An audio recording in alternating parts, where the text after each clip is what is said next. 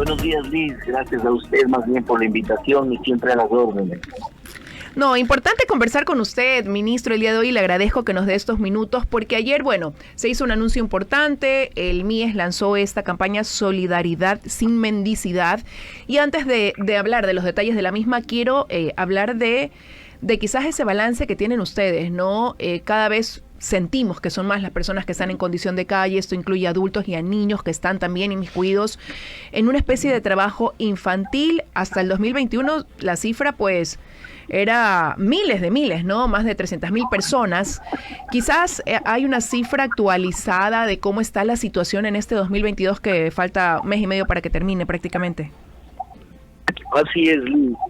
Mire, nosotros recibimos del gobierno nacional con un promedio, según el INEC, de 386,635 niños, niñas y adolescentes en el país que vivían en trabajo infantil. En este contexto teníamos un promedio de una tasa de 10.4%. Hoy, en este momento, a septiembre del 2022, hemos logrado una reducción considerable. No todavía la que anhelamos en términos de objetivos como gobierno nacional, pero hoy hemos logrado una reducción de la tasa a 7.2, ubicándonos en 273,656 niños y niñas en trabajo infantil. Esto realmente es un gran aliento, pero no nos hace bajar los brazos. Por el contrario, hemos redoblado esfuerzos. El día de ayer tuvimos la oportunidad de arrancar con la mesa técnica para la erradicación del trabajo infantil, la reducción de la mendicidad en el país. Y esto lo hacemos a través de 22 instituciones públicas, entre las que constan también la Asociación de Municipalidades del Ecuador, varios ministerios, la DINAPEN, en fin, varias instituciones, y a ellos se suman 8 organizaciones no gubernamentales, es decir, 30 instancias. Estamos enfocados en lograr un mejor objetivo todavía en estas épocas navideñas. Como ve, el Ecuador sí se puede unir cuando se trata de causas nobles, en este caso los niños y las niñas del Ecuador que están en condiciones de pobreza. Ojalá así también nos viniese dificultades como la inseguridad que atacan a los ecuatorianos, a las personas que somos de bien, las personas transeúntes, y no generar ese daño cadeniero de la política ecuatoriana que ataca al gobierno y no a quienes nos están atacando. Ahora, se instala una mesa nacional también en ese sentido para trabajar contra el problema de la mendicidad que afronta el país. Usted ya lo ha reflejado en cifras, pero ¿en qué va a consistir el trabajo específico de esta mesa que se activa, ministro? Bueno, lo primero que nosotros hacemos es generar una interacción, tener la capacidad de poder coordinar entre las diferentes instituciones. Hay hechos, Liz, a partir de estas épocas navideñas que quienes nos escuchan a través de su medio de comunicación pueden dar fe. En las grandes avenidas del país, sobre todo en la Sierra Centro, en el Auto del Ecuador, se apostan niños y niñas con sus familias para recibir la solidaridad de los ecuatorianos. Correcto, hay que hacerlo, hay que tener solidaridad, pero de manera organizada, de manera articulada con las instituciones públicas. La ciudadanía tiene que contribuir, porque a veces con esas solidaridades, de extender la mano y sacar una moneda afuera del vehículo, es probable que podamos hacer un acto justo, pero también es probable que estemos alimentando mafias y micromafias que se activan, Liz, cuando se dan estas circunstancias. Por ejemplo, hemos identificado ciudades que son expulsoras de trabajo infantil, ciudades que realmente como Esmeraldas, Babahoyo, la Sierra Centro como Guaranda, La Tacunga, inclusive el Oriente, Pastaza, también en la Sierra Centro de Obamba, pero también hemos identificado ciudades receptoras del trabajo infantil. Son las ciudades más grandes del Ecuador. Está ahí Quito, Guayaquil, Cuenca, Manta, Ambato sobre todo. Y en este contexto, en estas 5 ciudades, usted puede ver una gran cantidad de niños y niñas en estas épocas, generando mendicidad. Pero detrás de ellos pueden existir aquellas mafias o padres irresponsables que usan la circunstancia navideña, la época navideña, para obviamente aprovecharse de la solidaridad de los ecuatorianos. Por eso nuestro programa se llama Solidaridad sin Mendicidad. Ahora, es decir, que seamos solidarios, pero generemos derivaciones a los diferentes ministerios, al ECU 911, para que podamos actuar de manera inmediata. Pero usted acaba de mencionar, son situaciones diferentes las que se viven en algunas provincias del país. Unas son las que exportan personas, por decirlo de alguna manera, ¿no? De donde salen y van a otras ciudades que les toca recibirlos pensando que van a encontrar mejores días, y lo cierto es que no, y por eso están en situación de calle. Entonces, el trabajo, me imagino, va enfocado de manera distinta entre aquellas ciudades identificadas de donde provienen la mayoría de personas que hoy suman los registros de mendicidad, y de otra forma para aquellas que los reciben no teniendo la capacidad de hacerlo. Mire, Eris, el programa tiene dos fases claramente identificadas. Una, aquellas actividades de contención, es decir, nosotros llegamos a las ciudades expulsoras que le había mencionado, en donde realizamos, reitero, actividades de contención como acciones lúdicas, educativas, sobre todo de sensibilización, para que los familiares y la gente que está presta a salir sepa los riesgos inclusive de la inseguridad, porque esto se vuelve un caldo de cultivo para aquellos delincuentes que usan esa pobreza, la niñez, y tratan de hacer captaciones perversas. Y también generamos actividades de concientización a los padres. Déjenme contarles rapidito en esto una anécdota que la viví personalmente hace aproximadamente unos 4 o 5 meses en la ciudad de Rumiñahui, en la provincia de Pichincha, en donde desvinculamos a un grupo de niños y niñas del trabajo infantil. Desvinculación es el término técnico, como decir, terminó su proceso de 18 meses, en donde recuperan sus derechos educativos, sus derechos sociales, sus derechos de salud, sus derechos de niñez, ¿no? Y un padre de familia que tenía que intervenir en el programa no lo pudo hacer, con lágrimas, porque efectivamente después de años de informalidad, me decía, ministro, no me había dado cuenta del daño que le estaba causando a mi hijo. Esto demuestra que no solamente es un tema de mafias, no solamente es un tema de necesidad. A veces esa necesidad se apresura, se abunda, y usan a los niños, y eso es perverso desde todo punto de vista, y por eso es que nuestro trabajo tiene que ser encauzado con toda la gente. Esa es la una, el tema de contención. Y lo otro, como le dije, todo un proceso estructurado bajo una normativa que dura aproximadamente 18 meses. Mi querida Liz, no es un tema sencillo como a veces algunos actores o gente que opina en los medios de comunicación, que uno tiene que llegar, tomar una decisión y retirar a las personas que están en la calle, a los niños, a la mendicidad. No, cuidado, esto puede ser inclusive un acto inconstitucional, porque violaríamos flagrantemente una norma constitucional de libre movilidad. Tenemos que hacer primero una observancia para saber si es que aquellos niños o niñas están siendo parte de un proceso de trata de personas, etcétera, e involucrar a las instituciones adecuadas, de INAPEN, Fiscalía. Luego de eso, generar un abordaje para saber si hay la predisposición, luego la sensibilización y finalmente la incorporación al programa.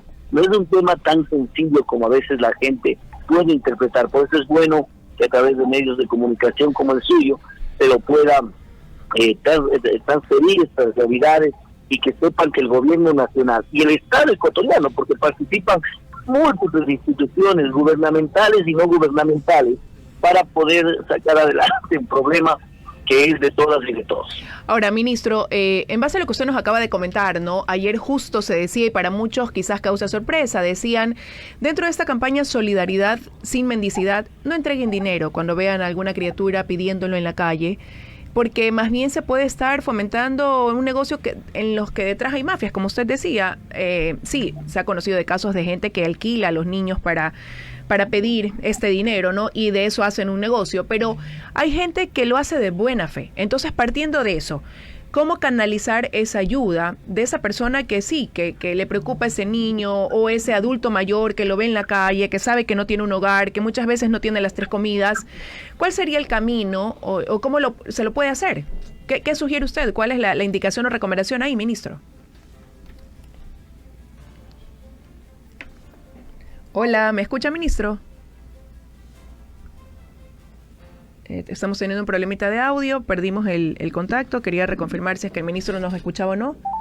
Hola. Estamos restableciendo el contacto precisamente sobre este punto súper importante que es del que se habló ayer en la campaña de lanzamiento. Ministro, estamos nuevamente con usted, ¿nos escucha? Sí, escucho, Liz. No sé si me puede repetir la pregunta. Sí, claro. Le decía que realmente ayer en el lanzamiento de la campaña ustedes hacían un llamado importante y decían no entregar dinero a aquel niño que lo vemos pidiéndolo en la calle. Muchas veces quien entrega ese dinero lo hace de buena fe. No piensa que detrás puede haber mafias, organizaciones que más bien alquilan niños, se lucran a través de ellos, ¿no? Pero ante esa realidad que usted nos comentaba, ¿cómo se puede ayudar a ese adulto mayor, a ese niño que sabemos a lo mejor no hace sus 3 comidas, no tiene un lugar idóneo para vivir, para descansar? ¿Cómo canalizar de mejor manera esa ayuda?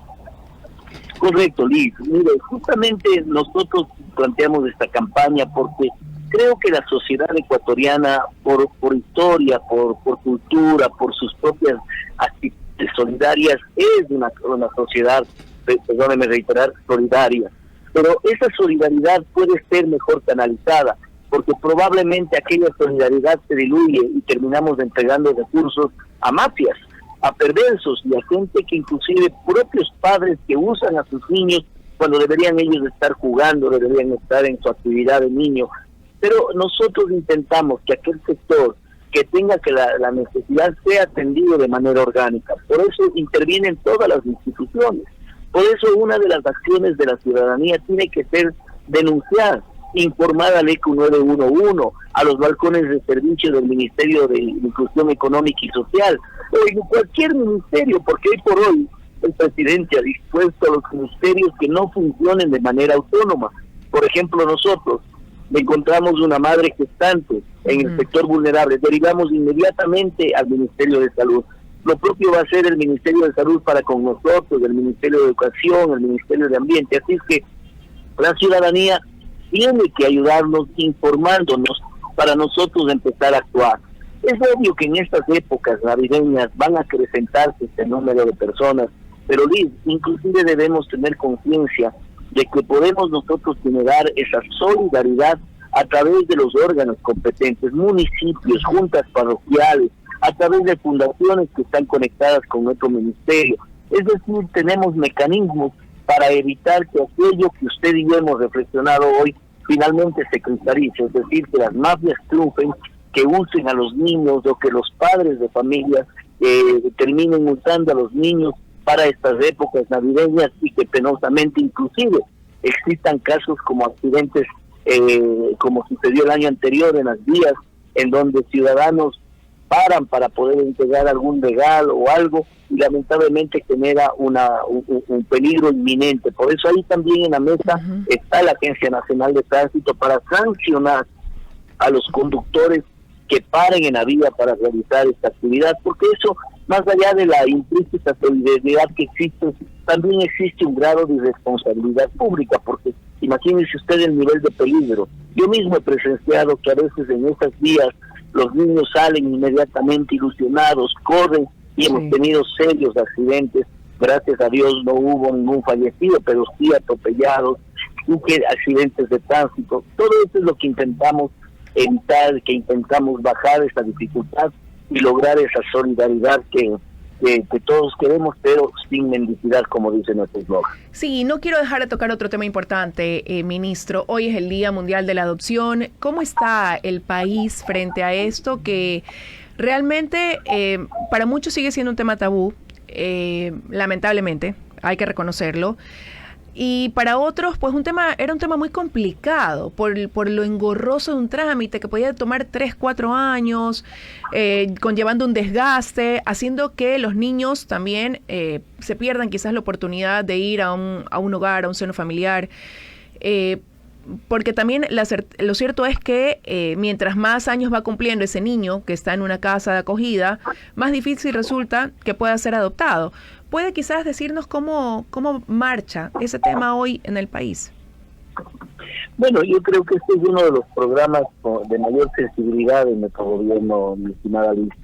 Es más, les invito que así como periodistas como usted, que se han preocupado mucho por esto, como Joana Cañizares, aquí hoy, en el marco del Día Mundial de la Adopción, la declararemos la 4ª o 5ª, si no estoy mal, embajadora de la adopción. Lo ha sido la primera dama, obviamente el señor presidente de la República, el embajador de los Estados Unidos, Michael Fitzpatrick, de igual manera Joana Cañizares, Carlos Vera, vea usted como algunos periodistas le han puesto mucho empuje en este tema, que es un tema tierno, que es un tema para muy poquitos ecuatorianos, pero para esos poquitos que necesitan tanto de nosotros.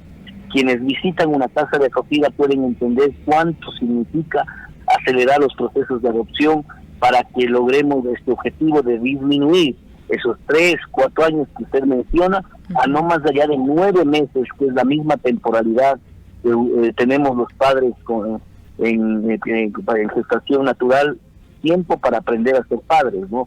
Creo que hemos logrado una reducción notoria, tenemos casos exitosos que el propio presidente de la República presenció en Ambato, otro en Santo Domingo, entonces empiezan a darse estos resultados. Este es un tema estructural que cambiará en el tiempo, pero hemos logrado una reducción notoria. Recuerde, que un proceso de adopción no solamente es dependiente del Ministerio de Inclusión Económica y Social.